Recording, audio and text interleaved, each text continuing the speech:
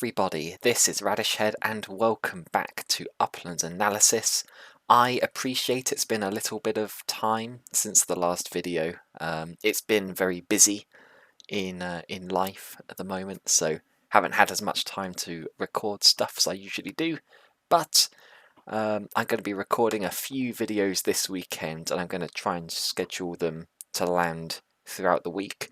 So yeah, look out for those, more regular content, because you guys are great and you deserve content. So there you have it. Today we are doing something a little bit different. I get this a lot, people asking me about treasure hunts in Upland and how I feel about them and how I play them. Now, until very recently, I didn't bother with treasure hunts at all. I did them a few times, I found I wasn't that good at them, and I found I was losing more money than I was making from them. But since they've added spark chests to the rewards that you can get from treasure hunting, I decided I'd have to give it another go, because spark is so valuable that basically I'd be falling behind by not trying to do it. So what I've done here is I've compiled a list of some of my tips for treasure hunts, and we'll go on a treasure hunt. We'll try and put those tips into action, and yeah, hopefully I don't embarrass myself on camera by failing the hunt, but we'll see. So my first tip is kind of illustrated by my explorer over here, and that is always make sure you double check how many sends you've got before you start a treasure hunt. Now you can do that by just clicking on a property, going to send, and then it will say how many sends you've got. So I've got 8 sends left, and my explorer is just sailing past a paper airplane now, which will have some sends in it. So let me just grab that. Okay, I've reached my maximum amount. I thought you were allowed more than 8. I thought you were allowed like 11. Whatever. Anyway, I'm all loaded up on sends, but I'd recommend not attempting a treasure hunt if you've got less than 5 sends, I'd say. Ideally, you won't be using 4+ sends. Really, like 2 or 3 is a good target for like consistent, profitable treasure hunts. But sometimes things go wrong, and you don't want to be down to your last send. You know, when you're right on the end there. So that's tip number 1. Tip number 2 is, I don't know, it might be a bit sobering for some people, but really it's all about building a really good treasure hunting map in the city that you want to be hunting. You kind of need to pick a city. I've picked Chicago, and you just need to spend, honestly, quite a lot of UPIX minting and buying properties in strategically placed locations, so that you can travel all around the city without spending any money or spending any sends. I'm going to zoom out and I'm going to show you my map for Chicago. Chicago is a huge city. Look at this. Now this is a middling map. It's pretty good. It could be better. There are some areas, especially along the coast. Actually, it's not a coast, is it? It's a lake, isn't it? Along the east side of Chicago, where I struggle quite a lot. I've got the middle pretty well covered. There's also some big gaps, like on the edges. So this treasure map isn't perfect, but it does give me a decent amount of coverage, and at the very least I can narrow down where the treasure is to a fairly accurate degree without spending any UPIX or sends. And quite frankly, I wouldn't even bother attempting treasure hunts unless you have a decent treasure map. It's just not realistic. So yeah, that's tip number 2. So that's kind of the pre-hunt start tips. Now we're actually going to get into the hunt itself. So tip number 3 is picking your starting location carefully. Your start is important because it's going to effectively decide how much of the map is already cut off just from your starting location. So I always try to pick somewhere kind of in the middle. I've got a property here which is kind of in the middle of Chicago that I like to use to start my treasure hunts, because it's right in the middle, so it'll either say it's north or it's south, the treasure, and that instantly cuts off half of the city. So yeah, that's something which I think is often overlooked in these guides, is where you start can be quite important. So that's where we're going to get up to. Let me just send my explorer there, and we're going to start a treasure hunt, and I'm going to share the rest of my tips. Hopefully we'll be able to find a treasure. Right, so let's just zoom in. Here we go. So I've got my my explorers here. So we click the little dots, treasures. It's the Thanksgiving event at the moment, so there's lots of super duper high value Thanksgiving chests. I've tried to get them, but there's people who are far too good at treasure hunting, so I just spawn these classic chests, and these ones are just competing against yourself and the clock. There's no other people trying to steal them.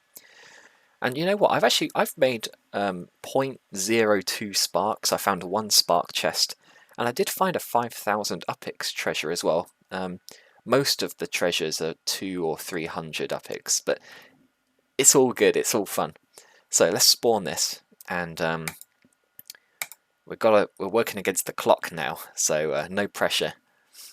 Right. So let's click and see where this treasure is. We're looking for the arrow that pops up.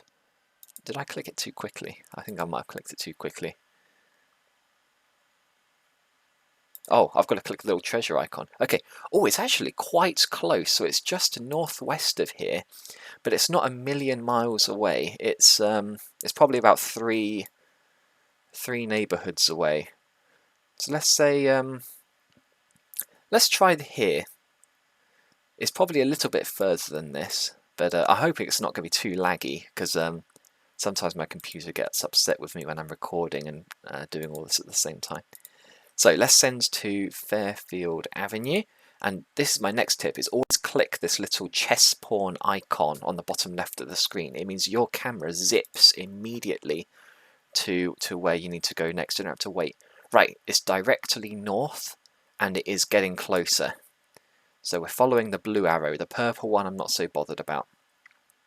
Right, so and it's directly north. Do I have any properties directly north? Not really, but I do have this one in Garfield Park. So this is my next tip, and that is triangulate. So we know we're going northwest now, not north. But what we can learn by going northwest is it's a freebie move, and we can figure out, is it going to say northeast now, or is it going to say directly east? If it says directly east, that's going to tell us a lot. It is saying directly east. So you know what that's telling us? It's telling us that the treasure is directly east of here, but it's directly north of here, because that was the last place that we went to. So that means it's got to be somewhere around here, because it can't be over this way, or this one would have said northwest. It can't be like up here, because otherwise it would have said northeast. So it's got to be in this, where the two are meeting, and that's the, I'm hoping I've explained that fairly well, but that's the triangulation, and that is the key to doing treasure hunts at a decent level. Now I know I've been talking a lot and times are ticking, but this is my final tip here, is don't rush if you've got time. So try not to spend more upix than you need to, because the send fees for these properties are all over the place, and you don't want to be paying 100 to jump to a property if you could be paying 40. So you need to think about that as well. Right, so this should be okay. It is very close, and it's northeast again. So let's think about this. So it's east of here, and it's north of here. So and it's northeast of here. So it's got to be like around here. It really does have to be pretty close. I'm surprised. I thought it'd be closer than it is, to be honest. Oh, I feel like I'm going to lose this one. We'll go northeast. We'll jump over here. I feel like this is a bit far out, but this is where it's saying. So, hey, let's give it a look and see what we get. We've still got 1:30, and we are getting closer with every jump. Unfortunately, it's a bit of the map where I don't have as good coverage. Right, so it's still northeast, but we really are close now. It's a red flashing arrow, or it's like a pink flashing arrow. It can be slightly more red than that. So let me jump here. I'm using up more sends than I like, but for the sake of not embarrassing myself, there it is. I got treasure. Fantastic. So the tips worked, I think. We'll do one more. We'll do one more treasure hunt after this, so I can kind of try to show it off. But there you go. That's the absolute minimum amount of rewards you can get from a treasure chest. So I probably made about 10 upicks from that. So yeah, even with a decent treasure map, it's not easy to make money treasure hunting. Basically, the only reason people are doing it is for the spark. You've got about a 5% chance to get spark. So yeah, it's just luck, really, you know. But it's fun. Anyway, I'm going to quickly gather some sends, and then I will be back. Oh, right, I'm back. I've gathered some sends, so let's activate another treasure. Here we go. Spawn. Yes, yes. And let's try and do this again. So once again, I've teleported into the middle of the map, trying to get as much information as possible from this first click. And it is directly south, but it is a long way away, as you can tell from the very slow flashing blue arrow. So let's say about here. I've got a property over here. Let's see if this is far enough south. So we're going to have a zoom in. Click on that. We've got a good map, so we can do this send for free. And we're just going to click this little chest pawn icon to zip there as quick as we can. And once it loads, it takes a little bit of extra time to load because I'm recording, so that's a disadvantage for me, getting my excuses in already. Right, so we have gone far enough south. Now it is to the east. It's to the east, but we have to try and remember that it is considered south of our starting point. Our starting point was this Bridgeport property over here. So south probably extends to about here, where my mouse is. So let's zoom in on my properties over here, because this looks like about the furthest east that it could possibly be, based on our initial click. So we're trying to do this triangulation strategy that I'm trying to describe, but I'm struggling. So let me know in the comments if this video actually helps or if it just is confusing. Right, so okay, we've gone far enough east.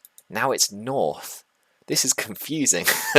So it's north. Okay, well, triangulation. That's the word of the day. Let's go north, and let's confirm that it's between the property we're currently standing on and the one we're about to send to.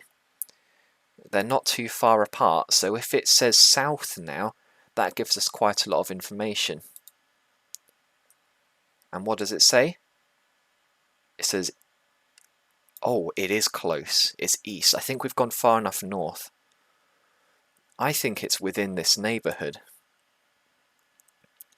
Now we've got, because we've been using the, we've been clicking that chess pawn, we've got quite a lot of time now, so let's not rush.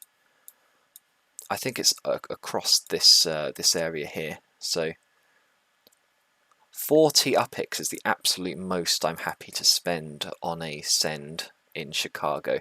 In other cities that number should be lower. Chicago's quite an expensive city to send to, but the treasure rewards are higher for it. Right, so okay, right, we actually did jump a little bit too far. So we're super close now. So let's click around on the nearby properties. So it's to the left of this. Is it to the left of this? Because sometimes it will say, oh, actually, no, it's south. Like, if you're very close, it's worth just clicking around on nearby properties. Right, so it's 100% across this little gap here. We're close, we're close. I'm not stressing. Right, let's jump here. This is 20 upix, that's a good jump. I think there's a chance it's going to be here. It is here. Okay. And there you have it. Another chest. Not a spark chest, but come on. Please, for my viewers, something better than 230 upix. I need to show off. I want to show off that this wasn't all for nothing. Here we go. Yes, nice work. Well, what can I say? I think we did make a little bit of upix there, but yeah, as I said earlier, really I'm doing this for the chance of landing Spark, which I've had once so far, but the strategy stays the same. So I hope you found that useful. Hope my rambling didn't make it too confusing. Let me know in the comments what you thought, and if you haven't subscribed yet and you want to see more Upland content in the future, I'd love it if you subscribed. But until next time, I'll see you.